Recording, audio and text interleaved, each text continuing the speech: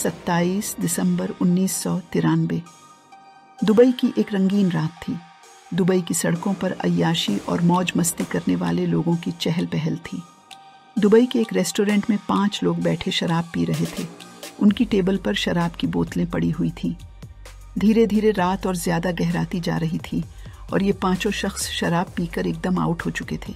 तभी उनमें से एक आदमी बोलता है कि 31 तारीख को एक बड़ा खेल होने वाला है और समझ लो कि वो तो गया। इस पर दूसरा आदमी सवाल पूछता है कि भाई कौन गया, किसकी बात कर रहे हो? तो पहला आदमी मुस्कुराते हुए जवाब देता है। उस आदमी ने क्या जवाब दिया सब बताऊंगी, लेकिन पहले आप हमारे चैनल क्राइम कहानी को सब्सक्राइब तो कर लीजिए और अगर आपको मेरी ये वीडियो पसंद आए तो इसे लाइक और शेयर भी कर दीजिएगा। दोस्तों, मेरा नाम है इरा और मैं आपके लिए लेकर आई हूँ अंडरवर्ल्ड की दुनिया से एक और थ्रिलिंग कहानी। अब मैं वापस आती हूँ अपनी कहानी पर। तो दूसरे आदमी के सवाल पूछने पर पहले आदमी ने मुस्कुराते हुए जवाब दिया, नाना यानी छोटा राजन। उसकी पुंगी बजने वाली है।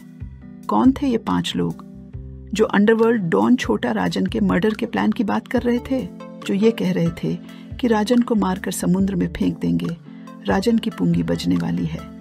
शराब के नशे में राजन को मारने की बात करने वाले ये 5 शख्स कोई और नहीं बल्कि डी कंपनी के खूंखार शार्प शूटर थे। इन 5 लोगों में शामिल थे सुनील सावंत उर्फ सौत्या, गुरु सातम, अनिल परब और बाकी 2 लोग। जैसा आप जानते ही हो कि ये सब डी कंपनी यानी दाऊद के गैंग के मेंबर्स थे। छोटा राजन भी उस वक्त दाऊद के साथ ही था और दुबई में ही था। 26 तारीख को दाऊद के जन्मदिन की पार्टी थी। खूब खुशी और जश्न का माहौल था। छोटा राजन, जो उस वक्त तक दाऊद गैंग का नंबर 2 हुआ करता था, वो भी इस पार्टी में शामिल था। लेकिन इस पार्टी में कुछ ऐसा हुआ जो राजन को पसंद नहीं आया। दाऊद बार बार छोटा शकील और सौत्या के पिछले मिशन की तारीफ करता रहा।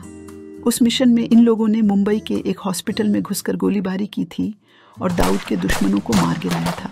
हालांकि इसमें कुछ पुलिस वाले और सिविलियंस भी मारे गए थे। एक तो राजन को इस ऑपरेशन के बारे में बताया ही नहीं गया था और फिर ऊपर से दाऊद बार बार इस ऑपरेशन की कामयाबी की इतनी तारीफ कर रहा था कि छोटा राजन कुड़ गया और चुपके से पार्टी छोड़कर निकल गया। लेकिन 28 तारीख को अर्ली मॉर्निंग छोटा राजन को एक फ़ोन आता है। फ़ोन करने वाला उसको बताता है कि दाऊद, आपका गेम ओवर करने वाला है। आपके लिए दाऊद ने फील्डिंग लगा ली है। अगर आप अपने आप को बचा सकते हो तो बचा लो। उस वक्त छोटा राजन दुबई में एक होटल में ठहरा हुआ था। कितनी इंटरेस्टिंग स्टोरी है। गेम के अंदर गेम चल रहा था यहाँ। एक तरफ दाऊद और उसके लोग छोटा राजन को टपकाने की प्लानिंग कर रहे थे और दूसरी तरफ यहाँ कोई डी गैंग से फ़ोन करके छोटा राजन को अलर्ट कर रहा था। राजन ने सोचा कि वो बुरी तरह से फंस गया है। उसका पासपोर्ट भी दाऊद के पास था। पूरे दुबई में दाऊद का होल्ड था। हर तरफ उसके आदमी थे। ऐसे में राजन की समझ नहीं आ रहा था कि वो कहाँ जाए, किससे मदद मांगे। जिस आदमी ने उसे उसके मर्डर के प्लान के बारे में बताया था, वो उससे ज़्यादा और कुछ मदद नहीं कर सकता था, वरना उस इंसान की जान को खतरा हो सकता था। राजन सोचने लगा कि वो और दाऊद तो अच्छे दोस्त थे, फिर उनके बीच ये इतने फासले कैसे हो गए कि दाऊद उसे मरवाने की सोच रहा है।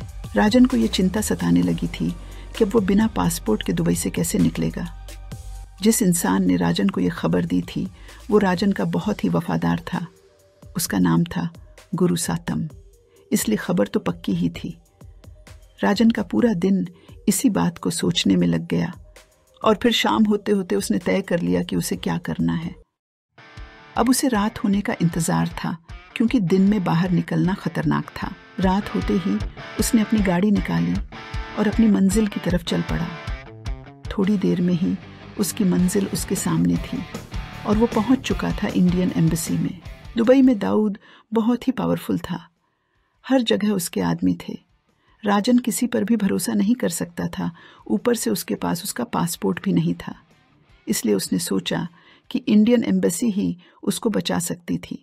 एम्बेसी पहुंचकर राजन वहां मौजूद अधिकारी से कहता है, मैं इंडिया का मोस्ट वांटेड डॉन छोटा राजन हूं। ये सुनते ही उस अधिकारी के पांव तले जमीन खिसक गई। वो सोचने लगा कि इंडिया का मोस्ट वांटेड भला कानून की दहलीज पर क्या करने आया है। उसने फटाफट अपने सीनियर ऑफिसर्स को इस बात की खबर कर दी और कुछ देर में वो भी वहां पहुंच गए। राजन ने उनके सामने खुलकर अपनी पूरी बात रख दी। राजन ने उन्हें ऑफर दिया कि मैं दाऊद के साथ काम करता हूं, लेकिन अब दाऊद मुझे मारना चाहता है। आप मुझे दुबई से बाहर निकाल दो।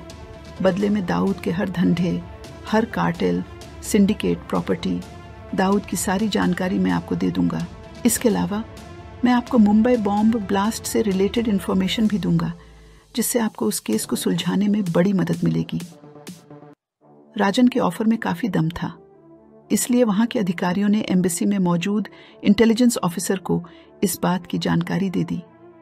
आपको बता देती हूँ कि हर इम्पोर्टेंट एम्बेसी में कुछ रॉ या आईबी के ऑफिसर जरूर होते हैं। उस इंटेलिजेंस ऑफिसर ने भी एक बार फिर से राजन से बात की। उसे लगा कि मौका अच्छा है और राजन से ली गई इंफॉर्मेशन काम आ सकती है। उसने दिल्ली में आईबी हेडक्वार्टर में फ़ोन मिलाया और दिल्ली में अपने बॉस को बताया कि राजन हमें दाऊद गैंग के खिलाफ सारी इंफॉर्मेशन देगा। इसमें मुंबई ब्लास्ट से जुड़ी इंफॉर्मेशन भी है। इसके बदले में हमें राजन को दुबई से सुरक्षित निकालकर किसी सेफ कंट्री में पहुंचाना है। दिल्ली में बैठे सीनियर आईबी ऑफिसर ने दुबई एम्बेसी में तैनात ऑफिसर से कुछ समय मांगा और सीधा होम मिनिस्ट्री की तरफ रुख किया। वहां जाकर उन्होंने पूरा किस्सा डिस्कस किया और होम मिनिस्ट्री से इस काम के लिए अप्रूवल ले लिया। इसके बाद ये तय हुआ कि क्योंकि राजन के पास पासपोर्ट नहीं है, इसलिए उसे ऐसे देश में ले जाया जाए जहां पासपोर्ट की ज़रूरत नहीं है। इस काम के लिए नेपाल को चुना गया और छोटा राजन को इंडियन इंटेलिजेंस के चार्टर्ड प्लेन से रात को ही नेपाल ले जाया गया।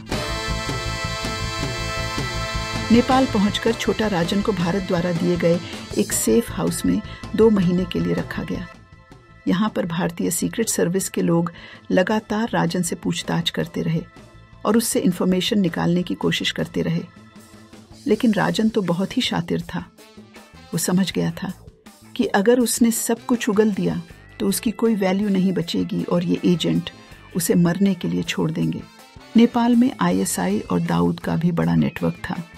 राजन को ज्यादा दिन वहां रखना भारतीय एजेंट्स को सेफ नहीं लगा। उन्होंने राजन की मोहन कुमार के नाम से नकली आइडेंटिटी बनाई और उसे मोहन कुमार बनाकर मलेशिया भेज दिया। आप लोगों को मैंने ये तो बता दिया कि राजन और दाऊद के बीच में कुछ लफड़ा हो गया और कैसे राजन दुबई में दाऊद के चंगुल से बचकर निकलने में कामयाब हो गया। लेकिन आप सोच रहे होंगे मलेशिया पहुंचने के बाद राजन का क्या हुआ?